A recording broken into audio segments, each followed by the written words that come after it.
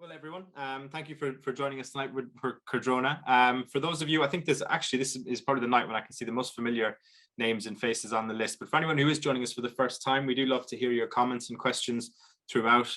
We do like these to be as interactive as possible. And then at the end, I'll be giving out the 15% discount code for any of the SKUs we taste tonight.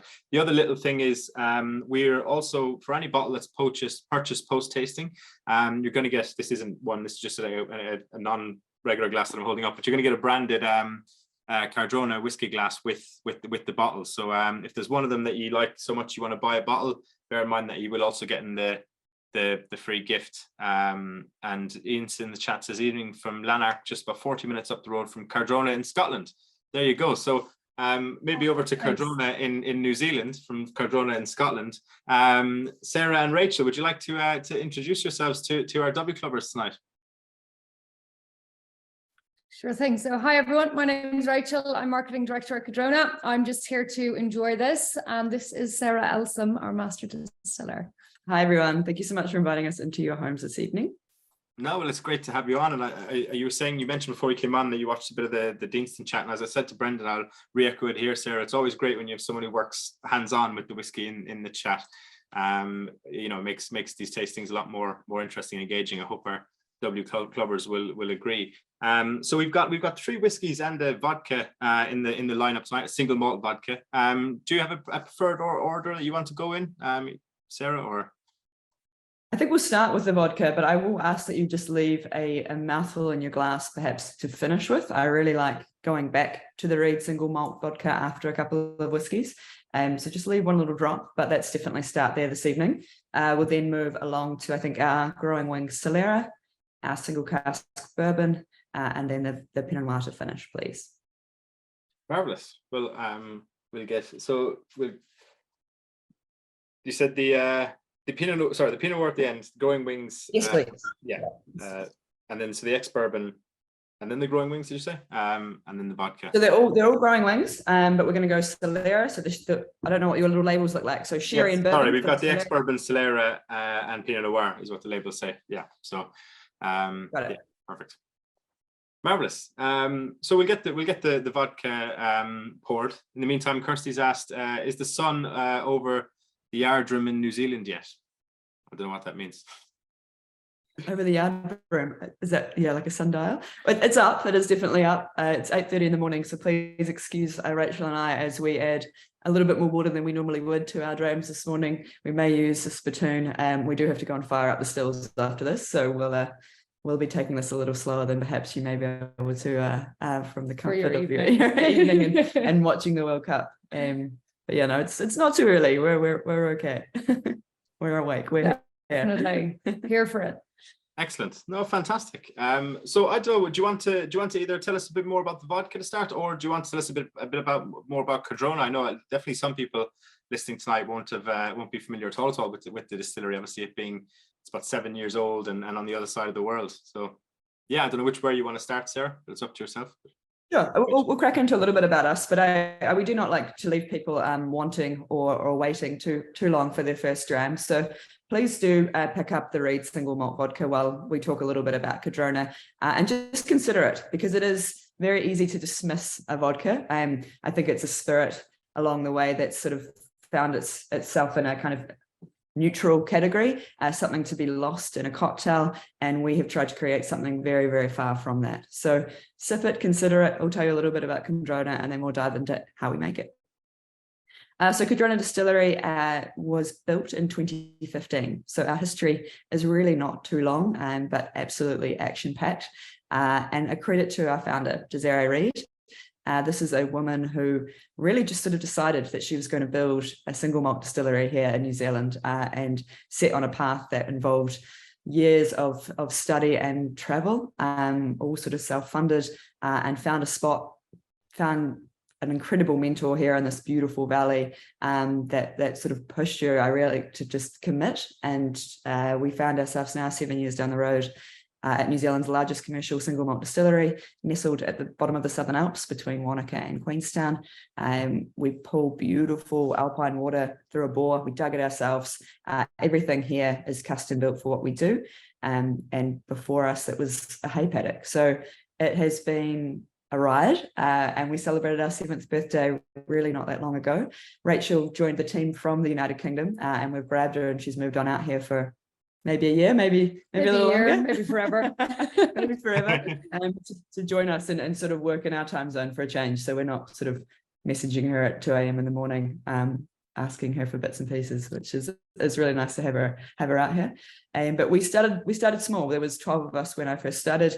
We're now closing in on 50. We've launched in the United Kingdom. We've sent our very first container off to the US, which is incredibly exciting for us.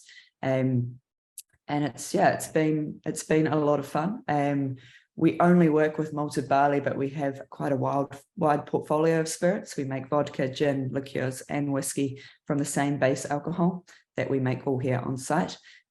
We are open for tours, tastings. We have a restaurant, so it's a place that's very much alive with activity. The production team is 5 strong, as well as our lady in charge, Desiree, and we happen to be all female, not by design, but that's just the way it's happened.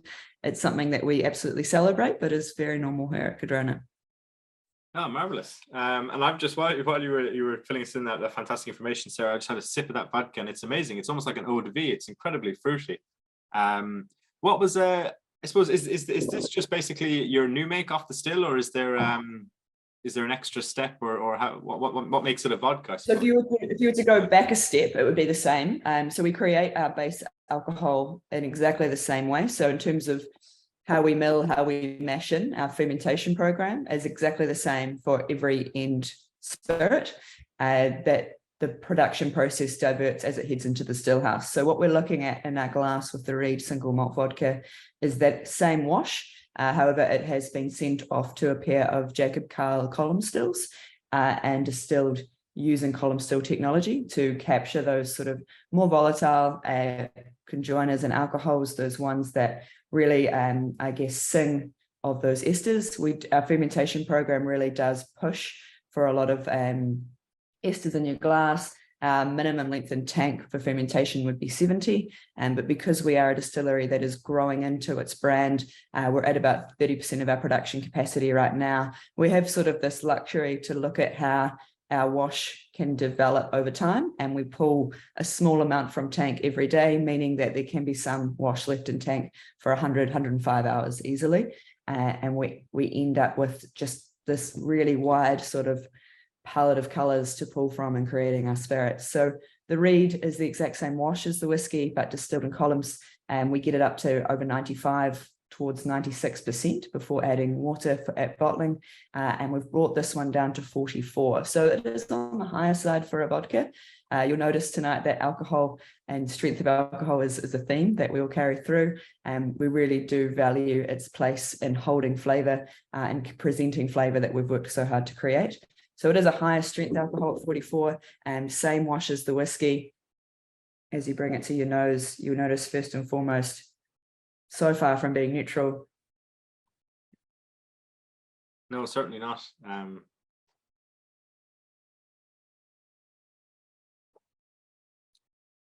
It's interesting when you there's some great comments coming in the chat there. Jeff says not a vodka fan, but this is very good. James, the last time I drank vodka was at Fife Whiskey Festival. Strawberries, earthy and sour cherries. Not usually bothered with vodka, but this is surprisingly excellent, says Craig. I rarely drink vodka. Would you recommend adding ice, says Martin? How would you recommend? I prefer water just because I can control it all the more. I think the Reid is an incredibly versatile vodka and very fun to play with absolutely in cocktails, but it's definitely a vodka where you can drink it in a way that it can be sipped and doesn't need too much. You know, it's perfect for, say, like a martini. How do you like to drink yours, Rich? I like mine in a martini or a cosmopolitan, or just with like soda and lime. No, that's fantastic. It's interesting when as I'm sure you know, when vodka, so it was after the Second World War, started getting Smirnoff and the brand started trying to sell into North America, they market themselves as white whiskey. And whenever I drink a Smirnoff, I could never imagine anything like it. Whereas this one you could actually market it as white whiskey. But what's jumped out to me, and there's some great tasting notes coming there, but overripe bananas and melon, which I totally agree with. But also in terms of calling this a single malt vodka, in terms of where, obviously because it's you're not calling it a whiskey, I suppose you can call it whatever you want. But I suppose if it was to be a whiskey, and you ran it through a column still, I suppose you couldn't call it a single malt, could you? Or how? I suppose the roundabout where I'm getting with the question is how do those kind of distillation techniques and what you're allowed and aren't allowed to do vary in New Zealand compared to somewhere like Scotland, where it's quite tightly controlled what you can do with your spirit, or what you can call it anyway at the end? Yeah, sure. Well, in New Zealand, I mean, when we first started, we couldn't even get distiller's malt in the country. There was no demand for it. So we were importing until we were able to source it here in New Zealand. And our regulations are really just one step up from conversational. So we have a New Zealand Whisky Association that has formalized those regulations in terms of put pen to paper, but they're not yet law. So we are not governed in how we produce. And that's something that we would like, because ultimately we want the New Zealand brand to be associated with very high quality spirits. So it's something that we're pushing for. Putting single malt on the bottle, on the label, was, I guess, a nod of the hat to the idea that it is made from 100% malted barley in a single place. So really kind of coming back to that sense of it's singing of a place, and being this very true expression of the barley that we work with. It is a vodka because of the ABV that we achieve off the still, being that very high number, as opposed to a whiskey. And it was sort of, I guess it was always going to be one that needed conversation to follow for people to consider, because like it's very obvious in the chat group, vodka is easy to dismiss for those that are associate themselves as being a whiskey drinker. But it's one that we always place at the forefront of every tasting, because I think it's the one that surprises most as to how much you can actually capture in a glass using column still technology. And I think it's probably our most exciting spirit for how much is on the nose and how much stays across the palate and in the finish. And before we come on to Kirsty's question in the chat there, what was behind the decision? You mentioned like having it in a Cosmo there, or a Martini, Rachel. Was it was it that kind of decision was made, obviously, to have something that you could mix while you're waiting for the whiskey to mature, or why specifically go for a vodka? So the reason I'm asking is because I come from an Irish whiskey background, as I was discussing first time I met Rachel, and the big thing at the moment now is to bottle your new makers Pachin, or in America you get moonshines off these kind of bourbon mash bills, and people are trying to, or French eau de vie or whatever, people are trying to kind of, I suppose, hipsterize or make it more kind of artisanal seeming, that kind of white spirit category. What was the main driver behind specifically going for a vodka? I think Desiree is quite partially to a cosmopolitan. We started with making whiskey, making vodka, and actually orange liqueur. So she really was sort of setting herself up for life there. Yeah, makes sense. But no, I think there is this sort of perception that people go off to make whiskey and they make other spirits in the meantime. That's never been what Cardrona is about. When Desiree designed the distillery and was researching what she wanted to create, vodka was always going to be something that was celebrated, not in the meantime. We'll continue to make the rest of our portfolio beyond when the whiskey has aged. You can show the bottle. Yeah. Just I know you've all got sample bottles in your packs. So it's just interesting to kind of take a look at the bottle. It's got Desiree's name on it. She's a Reid, and she just wanted something that she was proud to put her name on as well. And I just think it's a really distinctive, standout bottle, and it's something that we put as much passion and pride into as our whiskey. No, totally. I was actually going to be, my next question was about the bottle size, because I have it here on the laptop in front of me, our product page on the website, just, and the bottle does really stand out. It's stunning. Yeah, it's fantastic. Kirsty had a question there about freezing the vodka and how that might change mouthfeel. I don't know if you have any kind of any thoughts on that. It's not something I like to do. I think when I think of cold temperatures, I think of a suppression of aromatics. Whereas with the Reid, I prefer room temperature, so that all of those aromas can travel up the glass and sort of hit you in the face. I think freezing vodka really came in just to make sure that vodka was vodka and nothing of the dodgy variety. So I think that's sort of the history of freezing vodka. But if that's what you enjoy and that's how you like if you like it absolutely crisp and cold, then go for it. But I think with this vodka, I prefer room temperature. Well, I think Jamie Vardy, who won the Premier League with Leicester City a few years back, he used to make Skittle vodka by putting a load of Skittles in the vodka and then freezing it. So Yeah. I don't know. There you go. This is something you could do with your What a random fact. I've seen that before in a bar. Yeah. I think I mean the ester profile and the sweetness of the Reid, I think you'll find you probably don't need to add sugar to enjoy the sweetness. But go No, for it. certainly not. I mean, we sometimes discuss cocktails on these tastings. You mentioned the Cosmo. I mean, this would work really well. I mean, obviously the original Cosmo recipes they were flavored vodkas, particularly lemon flavored vodkas, and that's where the cocktail was invented in the New York bar scene at a time when Absolut were launching all these different types of flavored vodkas. And as you wouldn't even need to flavor this, it's really got so much coming through that I think you could. It could work just as a straight vodka into that cocktail. So no, that's absolutely fantastic. And Alan Lawrence there in the chat says he reckons it's the best vodka he's ever had. He says hard to tell so soon after dinner. So there you go. Thanks, Alan. It is. Thanks, guys. Well, as I said, it's lovely to go back after a whiskey or two. So if you save a little drop or mouthful, or enjoy it as your leisure, really. But I find that going back to it is just another way for where barley can go in fermentation and distillation to sort of just take off on your brain, which is exciting, really exciting for me. Mm-hmm. Let's have some whiskey. I think we'll start of the three with the Solera. All three whiskies that we will be tasting this morning, fall under our Growing Wings label.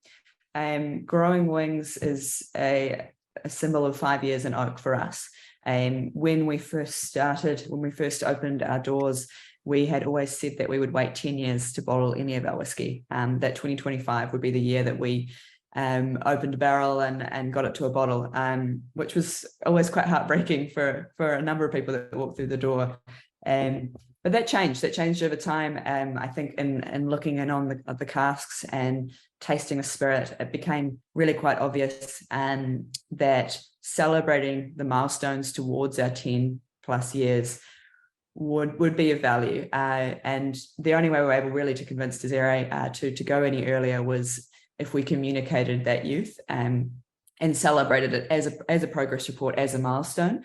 So we cracked into the casks and created a 3-year expression, which we called Just Hatch, no longer available in the US. Oh, sorry, in the UK? No, also down in the UK. Cool. Like, you're lucky if you find a little bottle here or there in a bottle shop, but yeah, pretty much gone. So Just Hatch means 3. We're now celebrating 5 with Growing Wings.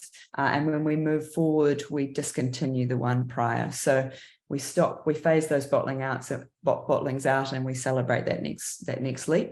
And Growing Wings is 5 years in oak. We've claimed the New Zealand falcon as our mascot. So Just Hatch Growing Wings will be full flight as of next year, our 7-year bottling. But this is 5 years in oak. Our Solera is our core expression for our whiskey. It is who we are. It is a marriage of first fill sherry, Oloroso and Pedro Ximenez, married with ex-bourbon, predominantly from Kentucky. We had a little container at the start from Breckenridge, Colorado. So we see these beautiful sort of soft honey vanilla notes married with really quite robust sherry, especially at younger ages.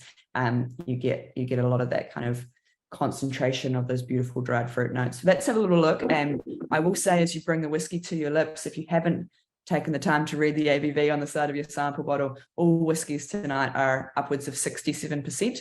And you will find that a splash of water will open it up and cool down that heat.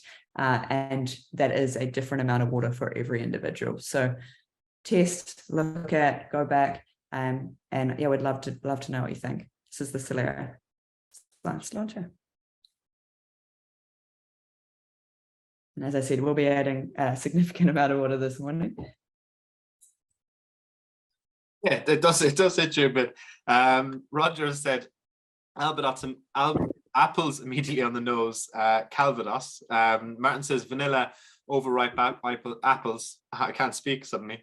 Aromatic, bananas again, says Alan. So maybe those bananas are that same the wash coming through again as with the similarity it shares with the vodka.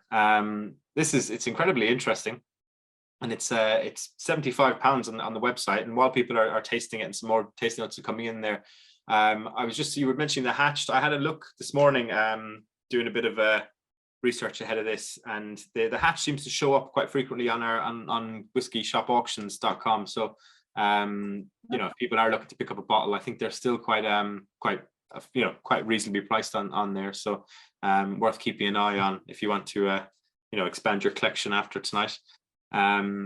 So we have, Craig has said woody, earthy on the nose. Lewis has said very pleasant, tastes older than 5 years, very mellow with some water. And James said, is this non-chill filtered? Absolutely. So no chill filtration. Cask strength bottling.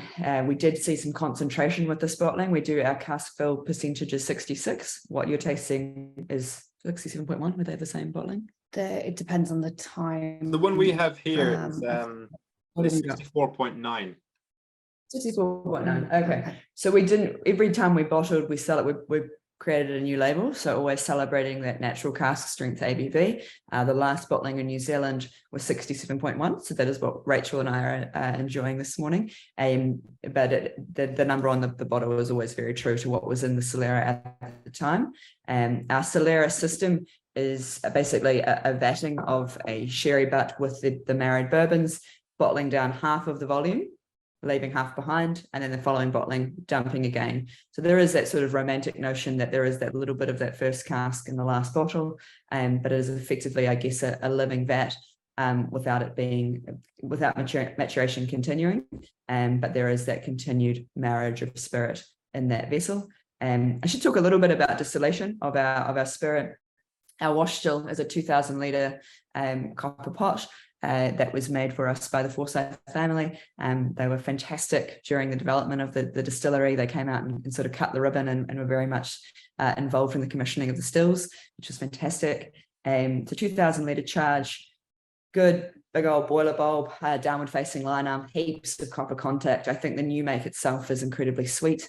It is soft. There is those beautiful kind of toffee notes, but it's still quite floral, and absolutely that ester profile, that underlying sort of banana and pear is very much there. And at being only 5, I think it is a spirit-led whiskey, and then the oak is there and bold, but it's with time we're seeing them kind of come together and that equilibrium being found. So it's a really exciting time to be here and to kind of watch these young whiskies mature.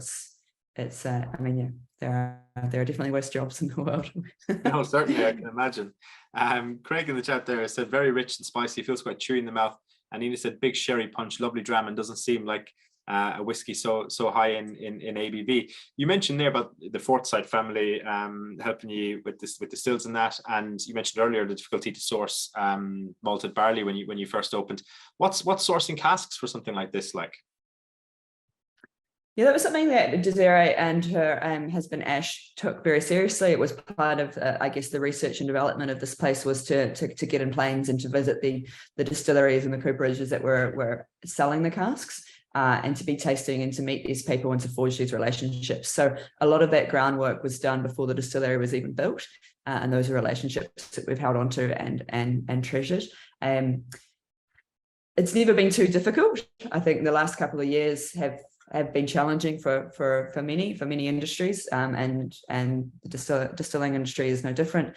The cost, I think, of just getting them from there to here has almost quadrupled in the last 2 years. So it's something that has become challenging, but I don't think we're alone in that.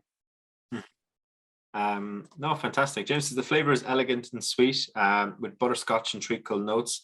You know it's strong, but wouldn't think it's as strong as it is. This is 75 pounds with us. In terms of obviously bottling there, so there are smaller bottlings than 70 cl, and you mentioned the kind of ABV variation on the batches and that kind of thing. Could you advise what was the thought behind the smaller bottle, and why? What is the average output for each batch of this whiskey? So one bottling would be around 1,200 sort of bottles, and Angel's share for us is about sort of 2.9 for the 3-year range. We're seeing a little bit of a drop off closer to the 2 for the 5. everything that has gone into this bottling was matured here in the valley, and at this altitude, which is significant. We're around the sort of 500-600 meters above sea level, and we have next to no humidity. The maturation characteristics, I think, are more pronounced at 5 than we ever expected, which is fantastic. And the smaller bottle was really, and cask strength, both of them, was really our kind of way of capturing a very honest, very right now sort of look at how the spirit and oak was behaving. And we could have gone bigger. We could have absolutely proofed down to something that was maybe more approachable off the bat in the 40s. But this was sort of our way of presenting a very, very real look in right now. And Desiree likes to call them our sort of baby photos of the adult whiskey to come. And so the smaller bottle kind of fitted that kind of line of thinking, which I like, because it's just a look in. It's just to sort of see how things are going, and something to get you excited about the adult whiskey to come. No, well, certainly. I mean, I must say, and I think Martin there with his lovely comments in the chat would agree that the for look-ins can be almost quite dangerous. Like, I know a few Irish distilleries who felt under pressure to bottle at quite a young age, when maybe earlier than they would have, and if customers think it tastes young, it can set you back. Whereas this doesn't. It tastes, it's come across really well, and I think everyone in the chat definitely agrees. So no, that's fantastic. I have a few questions about my own. Sorry, this is most questions personal questions I've ever asked in one of these tastings, but I find you fascinating as a distillery. But maybe if we want to unless someone's got a question in the chat they want to ask about the Solera before we move on, because I don't want to load all the questions onto this whiskey. So I don't know if anyone's got any comments there if you want before we move on, or is there anything that you'd like to share, guys, about the Solera before we move on to the next whiskey? No? Yep. Perfect. Marvelous. Well, I'm going to keep back a bit of this just as a comparison, like you recommended with the vodka. So the next one we said was it the ex-bourbon, the Old Forester, is it? I think let's do that. I think the Pinot is the one to finish on. So let's have a little look at the single cask bourbon now. It's always nice to look at a single cask after a Solera, because you sort of get the best of both worlds, and then you can, with a single cask, really hone in on I guess a part of that puzzle. And what we're looking at here, the Growing Wings, is ex-bourbon. Old Forester was the cask, and I guess the origin of the cask for this bottling.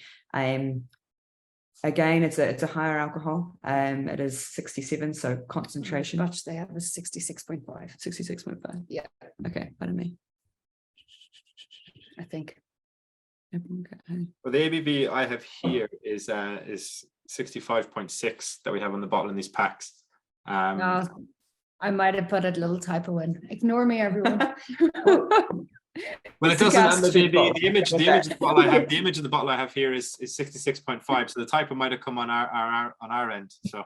Okay. No, it's better. It's cool. We can agree that it's high and that it is cask strength. That's so good. So in celebrating bourbon, I mean, we know we're going to get a lot of those really kind of bright vanilla notes. I mean, there's sweetness, absolutely, but I always find with ex-bourbon single casks that there's this effervescence of sweetness, almost like ice cream soda, where it just sort of pops in your mouth. This one here, I found it almost sort of took you to something quite spring-like kind of this cut hay apple. I think we see in our younger whiskies a bit of that kind of pear, that kind of green apple becoming pear, and sort of softening. And it's still very much this sort of fruit-forward kind of almost floral whiskey, and it's quite pretty. But the vanilla and then the kind of like the strength of that spirit stops it from being pretty, where it sort of just falls off, and it has weight and it continues.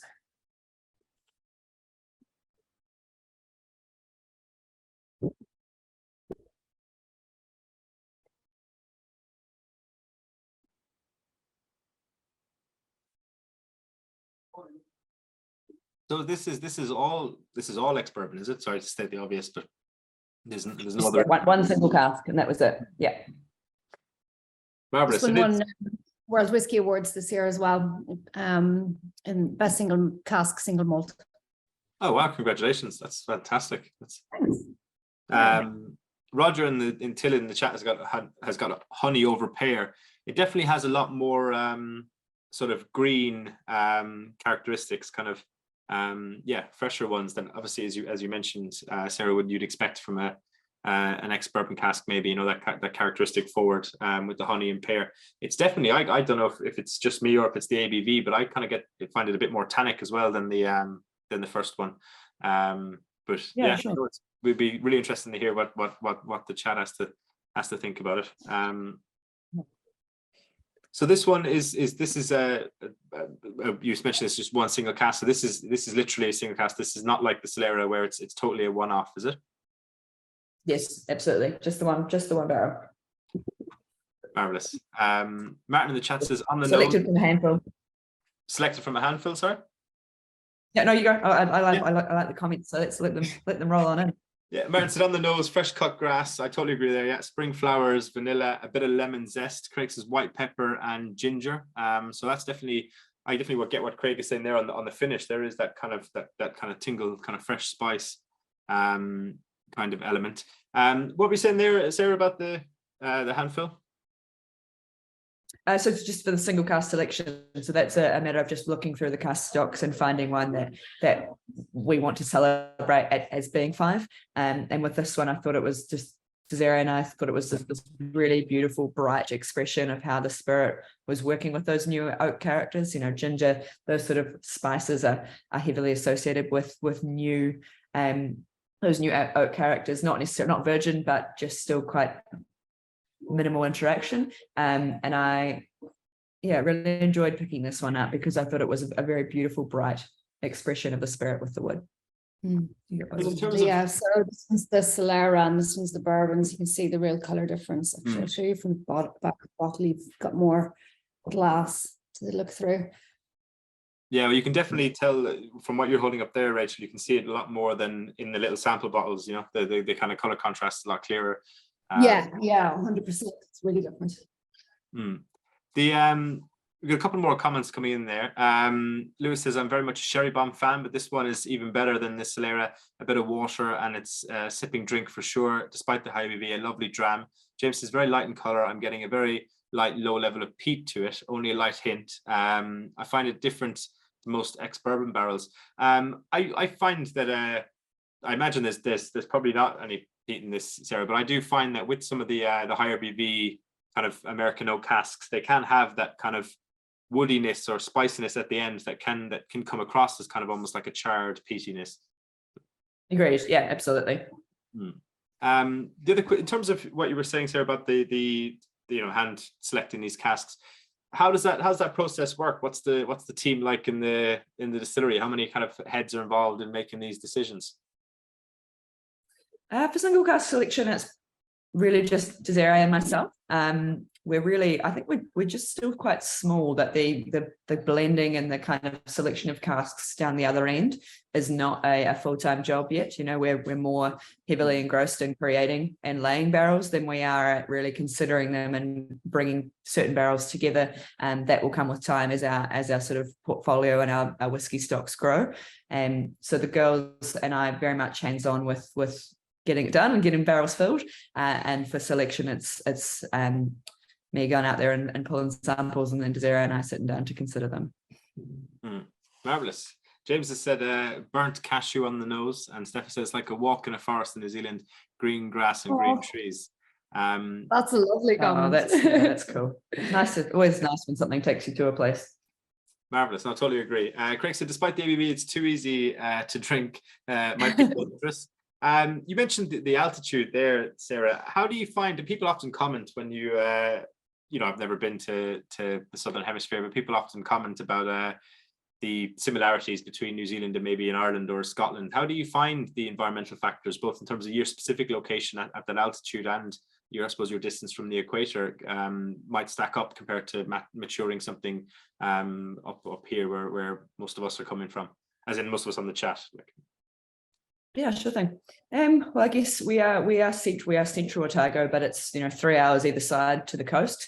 And our weather, I think, is best described as just we get 4 seasons in a day. It's the 25th of November. We should be heading on into summer, but we had snow on the hills last night. So we just get the extremes, and those extremes are, I think, probably more extreme than the likes of Scotland and Ireland. Where yeah, very much. even between day and night, can be incredibly, we can get down to sort of -10 and then be up in the 20s during the day. So altitude comes to play, absolutely. I think our humidity is a really big one. It is just incredibly dry in this environment. And I think we just see swings between day and night and seasons in a more sort of extreme way, which I think ultimately accelerates the maturation in the cask and that interaction between spirit and wood. But it really, we're discovering our whiskies as our friends and consumers are, because everything that we release is the first of its kind for us as well. So it is a journey that we're sharing and enjoying along the way with everyone. So time will tell. I think, we're really excited about our 10-year. We believe that our 10-year will be sort of that 12-year equivalent for a lot of distilleries, where it's sort of your signature, because of those reasons, because of that acceleration of maturation. But I mean, we'll see. It may be older. Yeah, no, it's fascinating. I mean, I know there's, like, I'm from the very southwest of Ireland, and a lot of distilleries down here even claim that compared to the north of Ireland, and even more so compared to Scotland, that they have a kind of a jump on maturation, that maybe a 3-year-old is more like a 3.5-year-old compared to some maturing and somewhere like, very Highlands or Speyside, because you are that, maybe 700-800 miles further south, so yeah, it's interesting to kind of to get different perspectives on that. We also got some fantastic comments coming in there. Francis brings the mouth alive with a burst of spiciness, ginger and hot chili. I'm also getting raisins and currants, very nice. James says, what foods would you personally pair with some of these and the vodka, or would you none, so just enjoying the liquid? I suppose before, there's another couple of good comments in there, but I'd like to hear your opinion on that. Is there any foods you recommend with any of these whiskies or the vodka we're trying tonight? I don't know if I have a dish per whiskey. We offer a tour here at the distillery that has like a food pairing at the end. And we don't necessarily put a dish in front of a person or a set sort of bite. We introduce food in a way that we're trying to, I guess, show that whiskey can be paired with so much more than just your cheese and your chocolates. And like celebrating the texture of whiskey is just as much fun as the flavor. And so pairing it with things that are pickled or oily or very sweet, and then being able to kind of either mute or pronounce elements of the whiskey is kind of the aim in the game of that tour. And I find that really exciting and interesting. I haven't really ever sat down and sort of paired our whiskies with a particular dish, but our restaurant is going from strength to strength, so it might just be something the chef and I have to find time to do, because that sounds like another great day at work. Definitely. I'll come. Yeah. But if the person who made that comment wants to throw ideas at us, I mean, I'm all ears, because that's an exciting line of conversation. Yeah, no, 100% agree. Yeah, James, if you have any thoughts, do share them. Martin has said the area around the distillery sounds just like Cornwall, with its frequent climate variations in a single day. Lewis says New Zealand is well worth a visit if you can. 2 very distinct islands, but so much to see, from glaciers to driving to the volcanic stuff. Would love to go back. So he's there paying a recommendation. I suppose off the back of Lewis's comments about New Zealand there, you mentioned a restaurant. Do you have a visitor centre there? What kind of footfall do you have in a year, and what's the experience like? You want to go for that one? Yeah, sure. So we introduced the restaurant in 2020. It's going from strength to strength. It's a really nice opportunity for people to come and just have more dwell time here and really experience the valley itself, which is absolutely stunning where we're situated. So we run tours on the hour daily, and that's our classic tour. And then we run a family reserve tour as well, which is about 3.5 hours, and the one Sarah just referenced, which is a little more in depth. In terms of footfall, hard to tell post-COVID, but we're looking at about 50,000 visitors this year. And that was with the borders opening around May time, and we had a lot of domestic tourism prior to that, a lot of support from Kiwis kind of exploring their own backyard, which was really, really both humbling and just fantastic to see during that time when the borders were shut. So we stayed busy throughout that time, except for the lockdowns here. So absolutely fantastic to see. And as tourism is surging ahead and we're looking into summer, we're facing into a very, very busy summer. No, it's fantastic. I actually totally forgot that there was a zero kind of COVID policy in both Australia and New Zealand, wasn't there? So yeah, borders were shut for quite a while, eh? That must have been quite a different experience from over here. I suppose you were here for COVID, were you, Rachel? I was, yeah, and now I'm here for the third wave in New Zealand, but I've yet to get it, so I'm feeling confident. No, very good. On the maturation, Alan in the chat said Switzerland is at a similar 45-degree latitude. Whiskey there matures very fast. 5 years is like 10 years in Scotland. So there you go. I don't know if that's anything to think about. Yeah, it wouldn't be dissimilar to Switzerland with the Alpine lakes and the high snow-capped mountains. So quite similar in that regard. There's just mountains everywhere where we are. Yeah, well, that was going to be one of my last questions tonight, but I may as well get it in here. Was Rachel, as someone who's recently moved down, and Sarah as a local, what's your opinion on the recent Amazon series Rings of Power? I haven't watched it yet, so I have no opinion. Oh no, I loved it, devoured it. It was an absolute cliffhanger the way it finished, so I'm hanging out for the next season. No, Lord of the Rings has done a lot for New Zealand. It's definitely just another reason to visit. There's a lot of locations that are close to us here at the distillery and that pull in crowds. So I think you could even do like a Lord of the Rings tour when you visit the locations. So just another reason to come on down. And the growing number of distilleries, we've got to throw that out there as well. We're seeing some really exciting whiskies being launched in New Zealand, predominantly from the North Island, and which is a great kind of, I guess, contrast to what we have on offer here. The humidity towards Auckland and Waiheke Island is intensely different, and their angel share is a lot higher. So the diversity of whiskies coming out of the country is really exciting as well. Yeah, fantastic. We also had a comment there from Ian. This is, I visited Cardrona 4 or 5 years ago, but unfortunately it was closed, typical of my luck. So I had a nice afternoon instead at the lovely Cardrona Hotel. But my memory of the distillery was the fence that was covered in brass. Can you give the story? Yeah, sure thing. So that we share a driveway with the Cardrona Bra fence, which is infamous in this country. It started about maybe 20 years ago now, with what I believed was a couple of women coming off the Cardrona Ski Hill, which is across the road from us, and up the hill there's a downhill skiing resort. A couple of women just having a good day and letting loose, flinging their bras over a fence, and it started something where many bras joined them. The locals were pulling them down. People were taking them down in disgust, and really people were pulling over and taking photos on a 100-kilometer road, which was not safe at all. So people were pulling them down. It would come back up, and eventually they just put a donation box in front of it, pulled it into a private driveway, which is the one that we share, put a donation box in front of it for breast cancer research, and it pulls in tens of thousands of dollars every year, which is fantastic. And it wasn't until I started working here that I realized how popular it was. When I first started, it was still a building site here at the distillery. We were helping with laying the irrigation for the roses that surround us here. And I just watched car after car pull in and giggle and take photos and hang their bras. There's a lot of triumphant photos. Yeah. I've got a photo of the fence. I don't know if you can see it. So we're the distillery behind, and then that's just a tiny section of the fence. So yeah, it runs all the way along the driveway, and it's laden down. It's hilarious. No, that's fantastic. Please tell me you named your restaurant the Brasserie.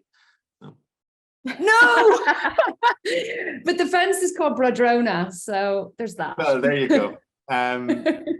Ian says so it's got nothing to do with the whiskey then. I think he's slightly disappointed with that. No, nothing at all. Nothing, but it doesn't hurt. I mean, if people are going to pull in because they see a fence laden with bras, then maybe they'll stay a little longer and try our spirits. So exactly, yeah. Not fighting. Not part of it. We do Pinot barrel aged gin every year in October, and donate part of the proceeds to breast cancer awareness funding as well. So we celebrate the link.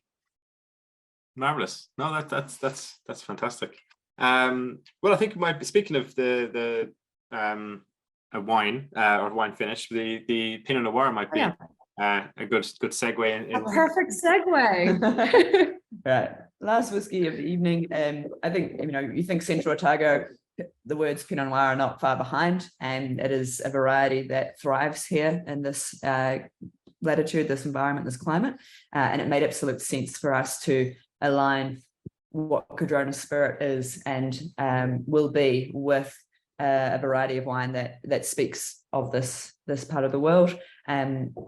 This bottling is a single cask again, celebrating a winery that is really just over the hill in Bannockburn, Mount Difficulty.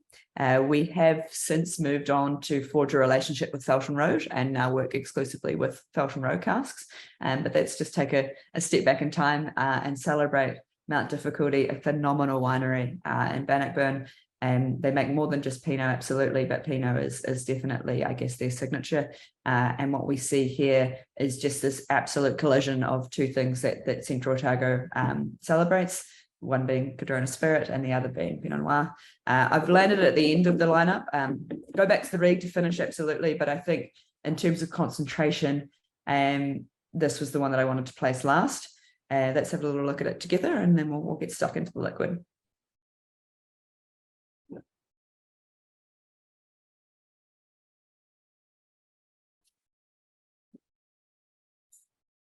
The cask itself would have been was 5 years old when it arrived here at the distillery. Never seen spirit before, only used for Pinot Noir. French oak, almost neutral in terms of the winemaking world, but when you introduce a 66% spirit to that oak, it still has just so much to give. Medium toast on the coopering there. We do like to, because the wine casks have never seen spirit and are regularly treated with sulfur in between uses, we ask the wineries expressly not to treat the barrel at all in terms of protecting the oak. For wine, we say leave them, empty them, get them that wine off to the bottling line, and then we want the cask almost immediately, where we pre-fill or add a small amount of our new make spirit to the cask to effectively protect it from within while it waits to be laid. So there is this element of pre-filling to condition and protect the oak. Spirit then enters the oak, and for this one here, of course, under the growing wine label, is 5 years old. No, it's incredible. It's much more of a punch in the face, but not necessarily in a pejorative way than the first two whiskies. Roger says dark brown sugar with a peppery finish. Stefan Smig said it has a great tasting note here with smoked Dutch cheese on the nose. That's fantastic. Molasses chili on the finish, says, I definitely agree with chili. It's got an incredible mouth presence. It really tannic. It really hits your gums. It's really interesting. So you're saying that Mount Difficulty. Where does that name originally come from? Sorry. That's where they're situated. That's their location. And that's the name of the mountain, is it? And what's the origin of the mountain getting called that? Is it just it's difficult to climb and they come? I don't know. I know that they have they race up and down it every year for charity, and it's not a fun run. So perhaps just the terrain itself. But it's something I'd have to look into. One name that they do have that we celebrate here at Cardrona is Roaring Meg, which is the name of their Pinot Noir and also the name of our wash still. Roaring Meg was a working girl during the gold mining era. She was one of the sisters that sort of, I guess, serviced the local Cardrona Hotel, which one of our participants tonight has visited, and is a fantastic little pub down the road. So she worked there back in the day, and we've taken her name as the name for our stripping still, quite fittingly. Oh, fantastic. This because the Mount Difficulty reminds me of I don't know if you've seen In the Loop, the movie. It's about the people who made In the Thick of It and Veep. And there's one guy, he's the British politician who's in the meeting, in some American meeting, as they're planning the invasion of Iraq or whatever. And he gets asked his opinion, and he says, we have a saying back home, it's difficult, lemon, difficult. And I was like, that's brilliant. But lemon squeezy. The Alan says, blimey, it really reminds me of Macamira, I suppose that's the Swedish whiskey, for anyone who actually, yeah, it's quite similar. And I had some weird finishes. Nothing like a red wine cask finish. This is nothing like a red wine cask finish I've had before. So there you go. I suppose it's really great that it's a local vineyard that you're producing from. I suppose we get a lot of in our Tuscany, we get a lot of French kind of Bordeaux casks and that kind of thing. So trying something that's from the other side of the world, but the spirit and the wine is fascinating. And we also had a question there in about the price of these bottles. So, and as we're on the last one now, I will give you the code as well. So the Solera is £75. This one, the Pinot Noir, is 125, and that's the same as the bourbon cask. And obviously you'll get 15% off that. The Reid is £50. And I'm going to type the discount code in now. So it's WS15CVT. And for the next 2 weeks, that will get you 15% off all the whiskies we've tried tonight. And as I mentioned at the start, there will be a for the first 30 orders anyway, a gift to purchase free with these ones. That's the branded Cardrona branded glass. So you know, maybe something to stick in a Christmas stocking or something. James said this would be a lovely wintry Christmassy whiskey. Oops, sorry, my chat has just jumped there. Christmassy whiskey has almost a mulled wine hint to it. I totally actually get that. Yeah, strong clove nose to this with some good mixed spice. That's a really interesting taste. Now, what do you think about that? I love that, and I think that that's very true of working with red wine casks, especially without that sort of addition of water. At cask strength, you get a lot of those beautiful kind of warming spices and heat. I think a little bit of water goes a long way into fleshing that out. You tend to sort of dive in and get beautiful stone fruit, apricot, kind of almost like a sweet sort of balsamic thing going on. And with the addition of water, but without water, absolutely, I think the Pinot Noir aged whiskey from us so far has been very warming, and it's kind of really why I wanted to finish with it. There's almost like an oranginess in there as well. It's a really interesting complex whiskey. I've added a drop of water, and I find it a lot more. It's got a lot more layers after I've added the drop of water, but maybe that's just my personal taste. I suppose 60, even for, I love a Castro whiskey, but even for me, 67 is high ABV. It's high, yeah. That's high. You're in kind of you know, what's the one, the George T. Stagg kind of territory there. Alan said added water and get mulled wine too. So no, it's really fantastic. The last one is actually it's really impressive. This is definitely the longest finish of all the ones that we've tried in my opinion. Anyway, I'm definitely still tasting it as we chat.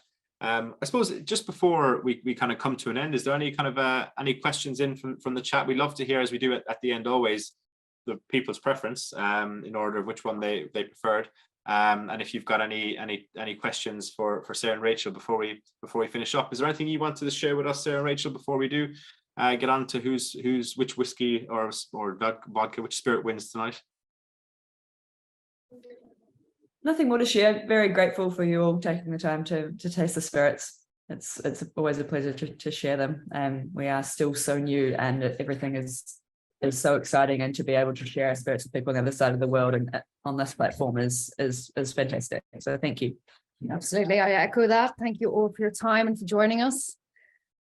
No, yeah, well, it's absolutely brilliant to have you. We like to try something new here. That the pack has, you know, sold really well. You know, you don't know when you're kind of when you move away from, and this isn't anything to do with New Zealand whiskey, that when you move away from anything that isn't even Scotch, you don't know what the kind of reaction is going to be. But everyone who's joining tonight or who's watching this on the recording, it's great that they've got the opportunity to try something new, and I suppose that's what we're about, as much as trying the kind of bigger brands here. We're looking at the responses there. 3, which would be the bourbon, 421, says Craig. Roger says 3 as well. Ian's gone with the Pinot, and then the Solera. David's gone 3. Ian started with 3, the bourbon. So it seems to be the bourbon seems to be winning from the customer feedback there. Costas has said 3, 4, so that's the bourbon, the Pinot, and then the vodka. So he preferred the vodka than the Solera. Martin says my 1, 2, 3 of whiskies is Solera, followed by the Forester, then the Pinot Noir. Dave says 4 stands out. Neil says 4. So it's really interesting. It's a lot more diverse than some tastings we do, in terms of there's no kind of clear one that wins the day. And it seems to be, from a quick glance through without actually doing the formal counting, it seems to be a kind of toss up between the bourbon and the Pinot Noir. So I suppose that's maybe as much down to subjectivity as anything. And Ina says thanks for this Christmas order placed for the Old Forester and the Reid. So there you go, that's fantastic. Get these 2 orders in there. And Roger says thank you, Luke, Sarah and Rachel, for a lively tasting. I'd like to echo those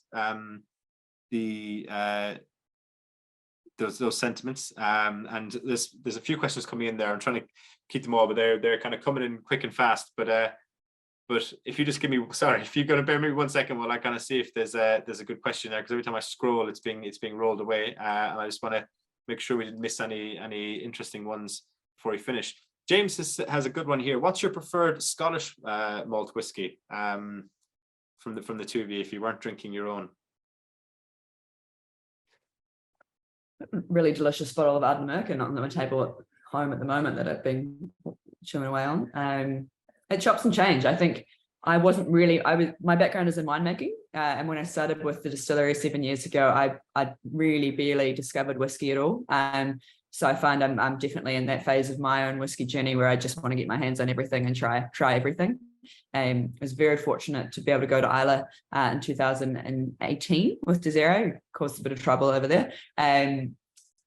We didn't really. We were lovely. But that was a crash course in peat, and I went there not liking it at all, and left definitely enjoying a little bit of peat. So a Bowmore 15 where it's just sort of there, but really giving the whiskey something as opposed to being the forefront is something that's the kind of whiskey that I find really exciting. No, marvelous. Well, you should join the W Club if you're looking to try some. Should join the W Club. Let's do it. Absolutely. Rachel, yourself, do you have a preference? I lean towards the Macallan. I'm not a big. I need to do that peat journey. I'm not a fan of peat yet. Oh, it's like good. To me, it smells like the fire from home growing up. It's like that's not what I want to drink. So it has memories, but yeah. And if nobody burns peat and they don't know what I'm talking about, then that's just maybe a pure Irish thing where we burn our bogs. Yeah, no, I think majority of people would have some idea. Although you can't right, Rachel, now you can't sell peat anymore. It's illegal in Ireland as of like 2 months ago. So there you go. Oh, is it? All right. You can only, I'm out along for too long. It's like it's almost like a drug policy. You can only burn for personal use now. The private sale of turf is illegal.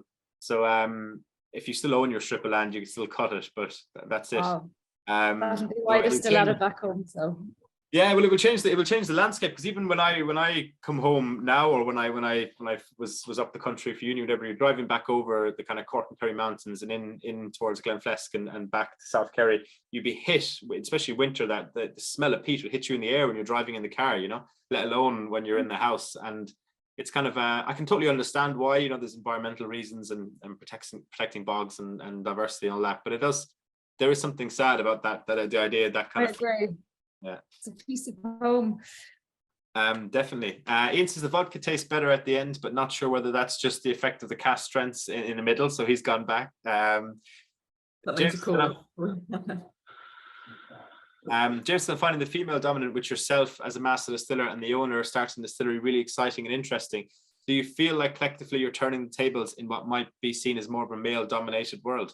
So that's something that comes up a lot. We kind of Rachel Barry kind of gets talked about in Scottish whiskey from that kind of point of view, and that's why I suppose there's a lot of kind of trailblazers these days. You mentioned at the start that you kind of wasn't intentional. Is that something you think about, the kind of sticking it to the patriarchy? Do you know what? It's normal here. It's when I went and studied winemaking at university, we had the largest amount of females in my class, my graduating year. And it's been normal for me for my entire career to have women around me. I've worked in one winery where it was all men apart from me, and that changed very quickly. So we're absolutely happy to be a part of that conversation. But it's just something that I don't think we even think about anymore, because it's just what we know. But it is exciting and I think really important to see people like Becky Paskin leading that charge, and sort of just changing the language around whiskey. It's gentleman's club and some of the tasting notes that have been a bit questionable along the way, that there's no place for them anymore, and we're ready to kind of rewrite the I guess the lexicon of tasting notes. Yeah, definitely.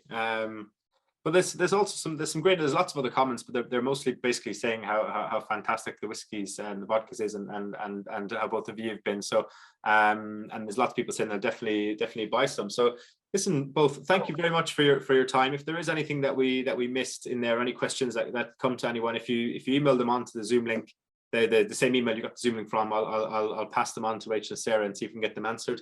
If not, the discount code again was WS15CVT, V for Victor, T for the bra fence.